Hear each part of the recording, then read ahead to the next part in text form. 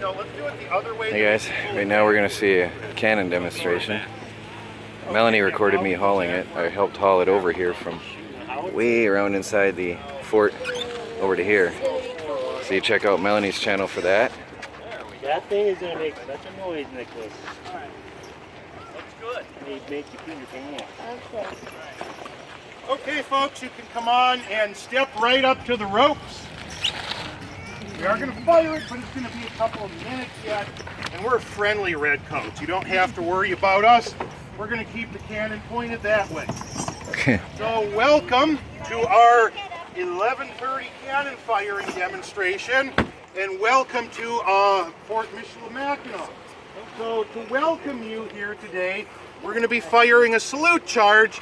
But first, a little bit about the history of the cannons here. Now, Mackinac was built in 1715 by the French and then taken by the British at the end of the 7 Years' War in 1761, near the end of that war. And the British were here for about 20 years until they abandoned the fort in 1781 after moving most of it over to Mackinaw Island. So during most of their time here, the British did not really have any incidents of violence, with the exception of 1763. But when the American Revolution broke out, there was a direct threat of violence against the fort, so these cannons would have been crucial in defending the walls of the fort. If this was the 1760s, odds are we wouldn't have the cannon down on the waterfront. Now, this cannon has a maximum range of 1 mile, which sounds very impressive. But you have to remember the straits are 5 miles across. That means we cannot use this weapon to control the straits by any means. So we would have had 4 6-pounders like this. We call it a 6-pounder because it launches a 6-pound ball up in the bastions and the platforms above the wall. Now in combat, this cannon is ideally supposed to have a crew of 15 men. Wow. Because with 15 men, you can load and fire it maybe every 5 to 10 seconds. You're going to have drag men, about 6 of them, who are going to be pulling it around, just like we did. You're going to have matrosses at the front, loading. You're going to have a gunner in the back, priming. You're going to have a guy giving the commands, a man tending the slow match, just like Jim is doing now.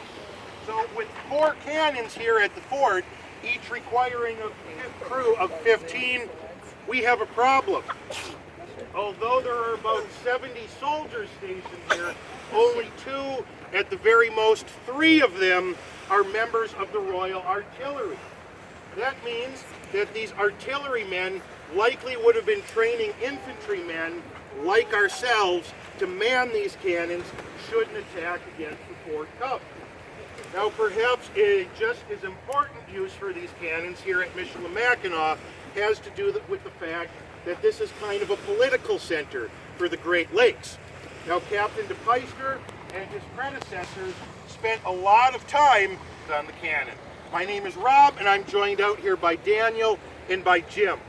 Now, the first order I give will be prepare for action. Now, Daniel and Jim are first going to remove the ammunition boxes from the cannon and the tools that are used to load and clean it.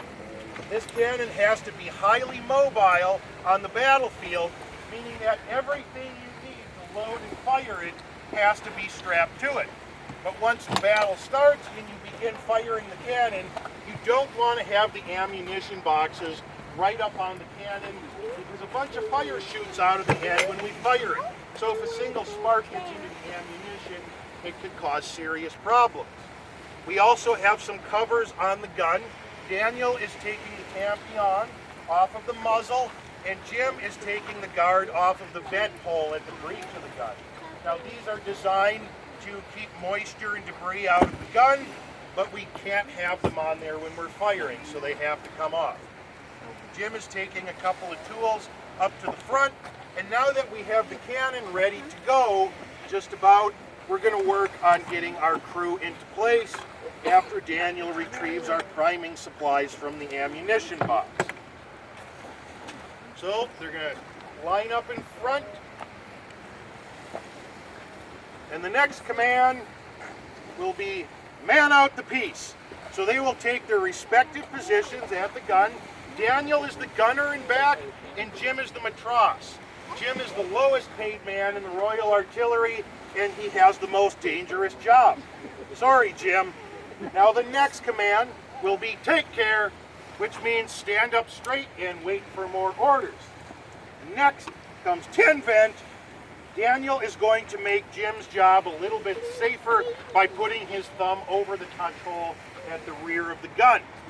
So when I say search the piece, Jim can take this corkscrew-like device called a worm, run it down the barrel to search it for debris from the last charge.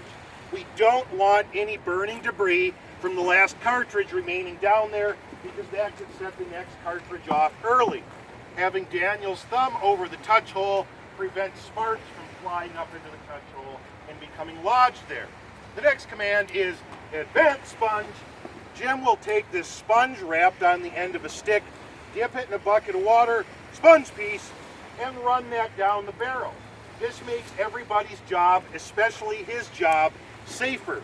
The sponge introduces moisture to put sparks out, and with Daniel's thumb over the touch hole, when he pulls it out, it creates a vacuum inside of the barrel, which also helps to extinguish sparks. Now that we have those things done, I am going to give myself a command, and that command will be handle cartridge. So I'm going to reach into our ammunition box here, and I'm going to retrieve one of our historically inaccurate charges wrapped in Reynolds wrap. Now, originally these cartridges would have been wrapped in flannel, but flannel burns very easily, and it is more dangerous because the charge can go off early. This makes it safer, but the amount of powder that we're firing, about 10 to 12 ounces, is pretty historically accurate for a salute charge like this. Load. So I'll put the cartridge in the end of the barrel, ram down cartridge. Jim has turned the sponge around, and he's using the other end as a rammer to seat that cartridge in the breech of the barrel just beneath the touch hole. Prime. Daniel's going to take a brass priming wire, run that down the touch hole to break the cartridge open and expose some loose black powder. Then he is going to take a powder horn with gunpowder in it and measure out a very small charge into a measuring cup. When he's done with that, he's going to pour that charge of powder down the vent hole, and that will act as our fuse, connecting the charge inside of the cannon to the outside of the cannon so that we can touch it off. So we're coming up to the part here where it's going to get pretty loud. Now that Daniel's done priming, he's going to take our linstock, which is basically just a wooden pole with cotton cord soaked in saltpeter on the end of it. That cotton cord is known as slow mat because it burns very slowly. This is our ignition device that would allow us to ignite this cannon again and again in battle. So with that, I recommend everybody cover your ears because there are only 2 commands left. They are ready, fire!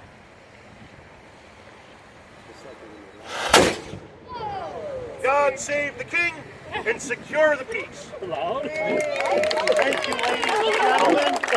Welcome to Mackinaw.